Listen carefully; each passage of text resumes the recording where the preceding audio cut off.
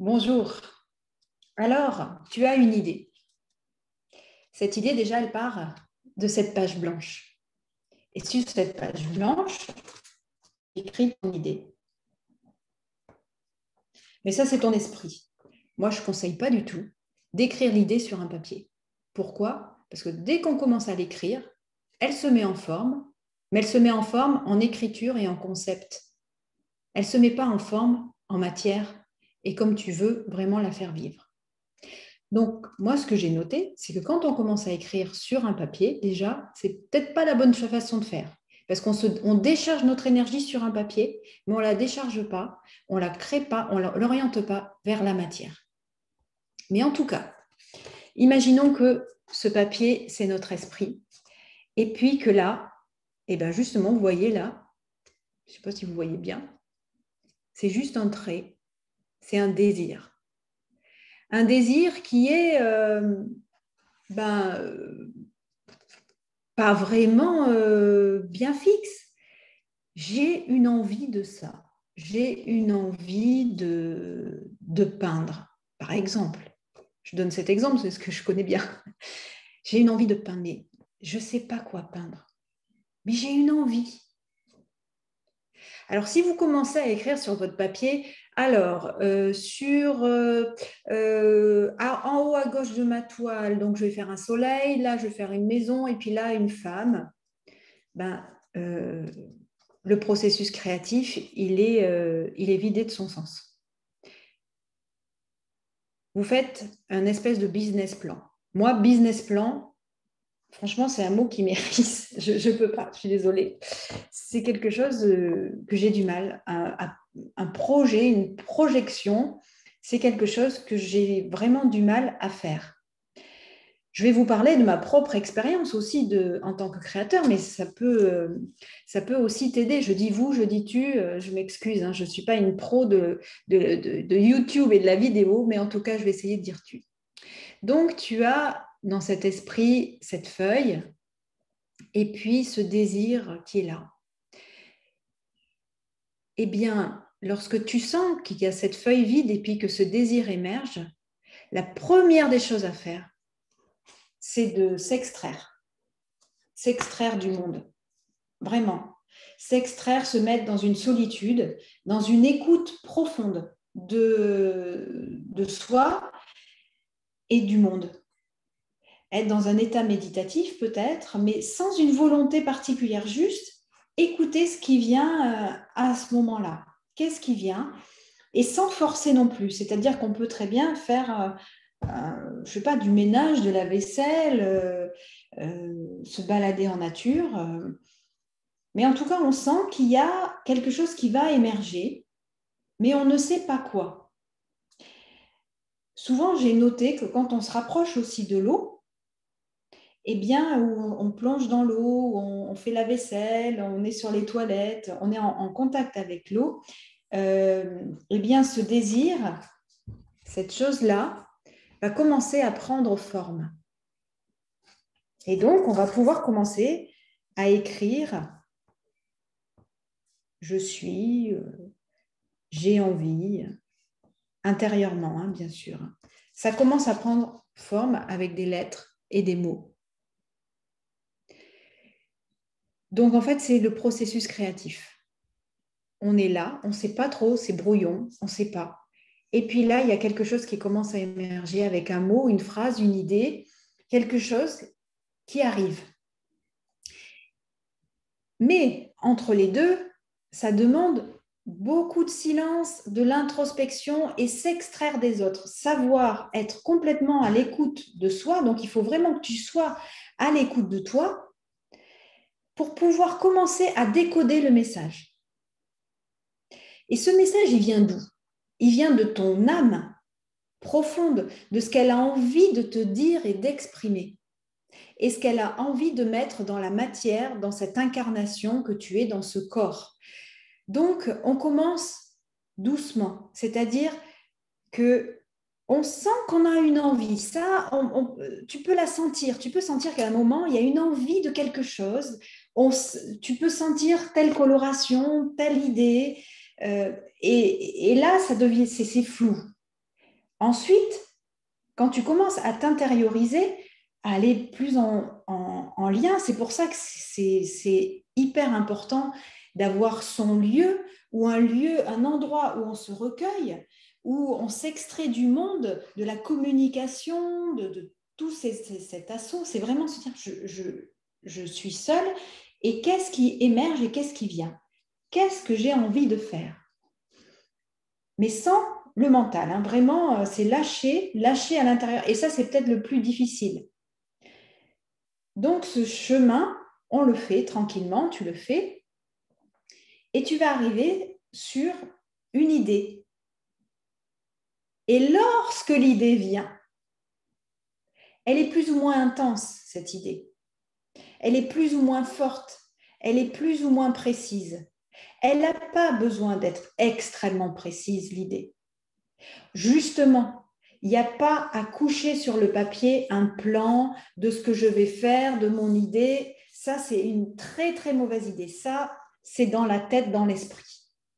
Lorsque tu as cette chose qui vient à l'intérieur de toi, ça vient, ça commence à se préciser. Dès que ça commence à se préciser, il n'y a pas un instant à perdre. C'est-à-dire que c'est la priorité du moment.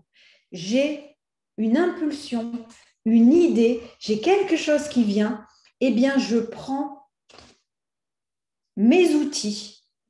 Et ces outils-là, ils doivent être à disposition. Ça veut dire quoi? Ça veut dire que si tu sens que tu as envie de peindre, la première des choses à faire, c'est de te créer un petit atelier. Tu n'as pas besoin de te créer une pièce énorme avec tout pour peindre, le matériel dernier cri. Il n'y a pas besoin. Juste un petit coin avec le matériel que tu aimes, de la peinture, des crayons, ce que tu as envie. Mais des choses faciles, vraiment faciles. C'est hyper important d'utiliser des choses faciles. Parce que si tu commences à partir dans des choses où tu dois apprendre une technique, eh bien, c'est fichu. C'est vraiment ce qui est facile pour toi. Et donc, par exemple, si je donne cet exemple de peindre, tu arrives, tu as ce brouillard, une idée émerge, mais juste ou une impulsion, mais même si ce n'est pas une idée bien précise, hop, tu te mets immédiatement, ton corps va directement à l'endroit où tu peux réaliser cette idée. Et ça, c'est essentiel. Si tu loupes cette étape, si tu n'arrives pas à franchir cette étape, eh bien, tu vas louper une partie, tu vas louper quelque chose. Et pour y revenir, ça sera compliqué. Donc, après, je vous donne l'exemple de la peinture, mais ça peut être, je ne sais pas, une envie d'écrire.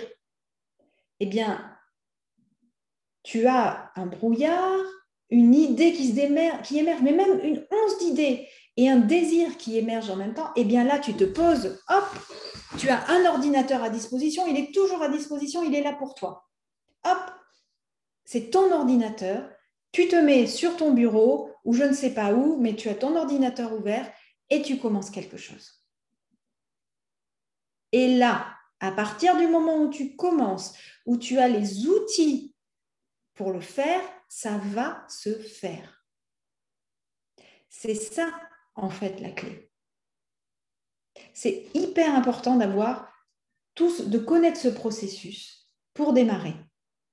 Alors après, le résultat. Eh bien, le résultat, c'est quelque chose qui va émerger. Tu ne sais pas ce qui va émerger.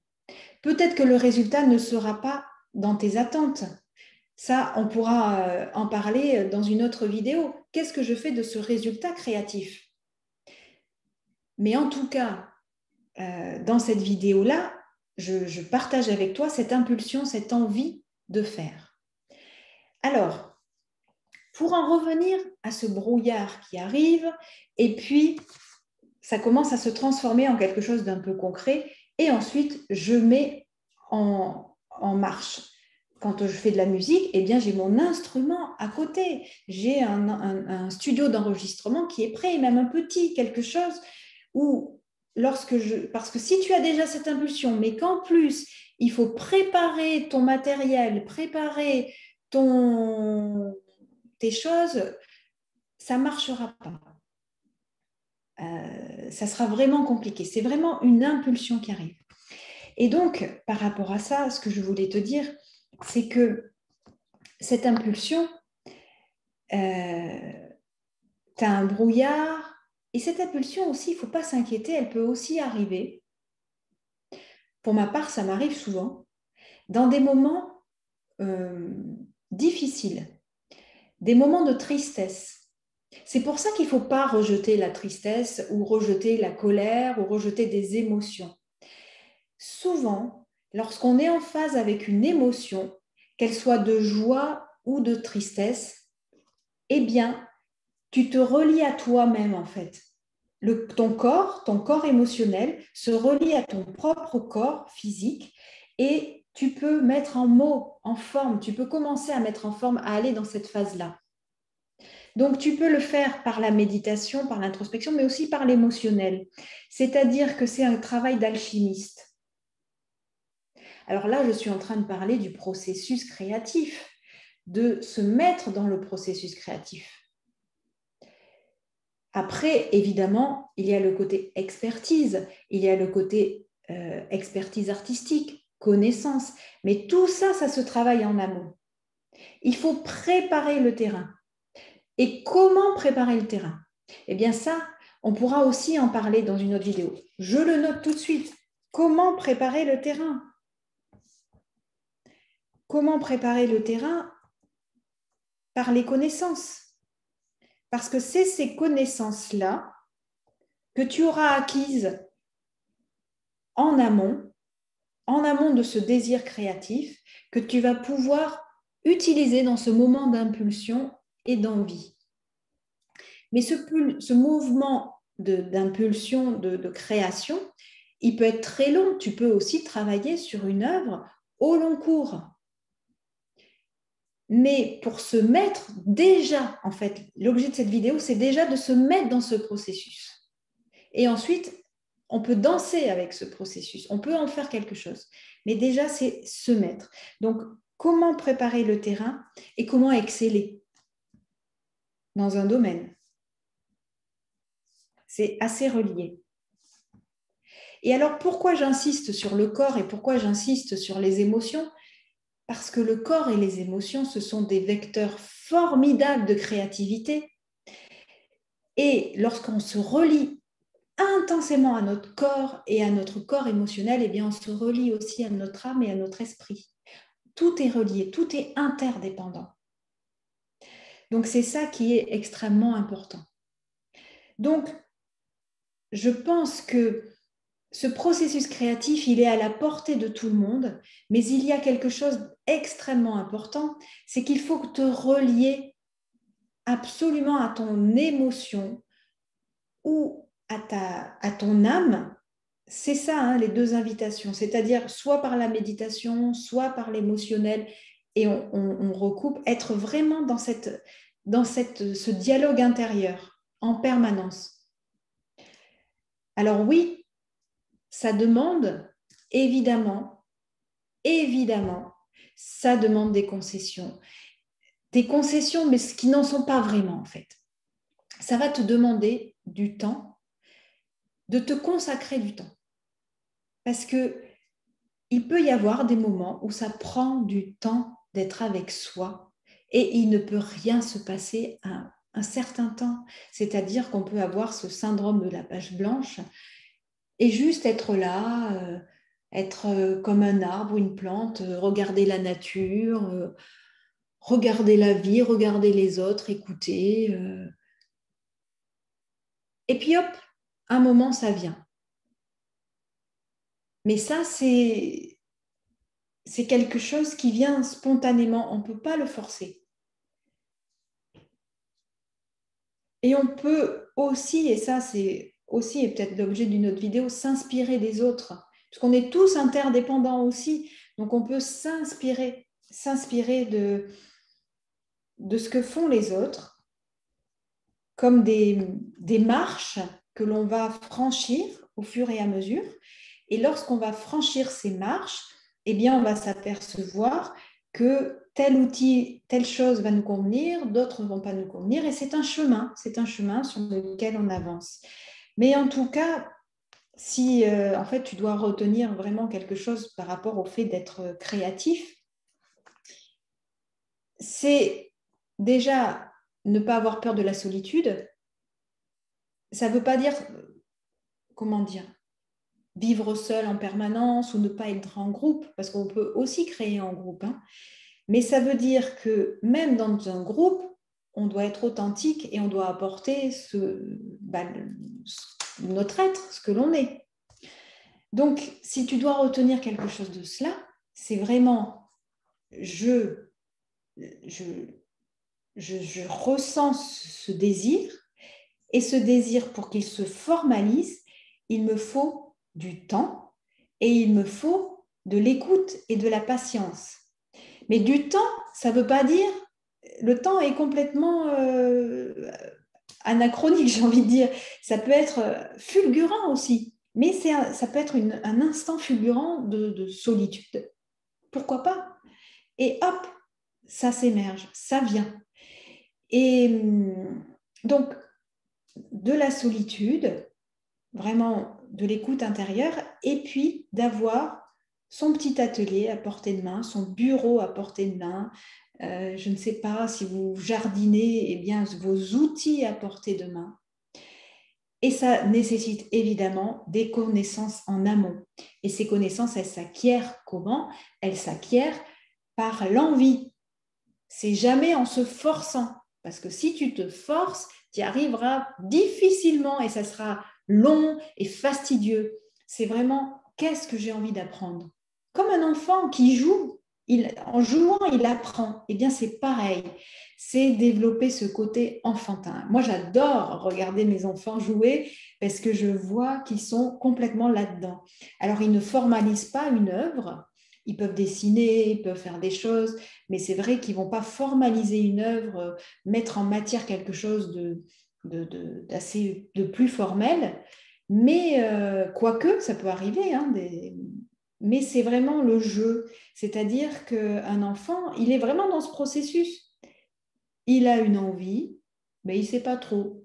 Il peut s'ennuyer, il peut avoir un moment où, moi j'observe mes enfants, un moment où c'est rien.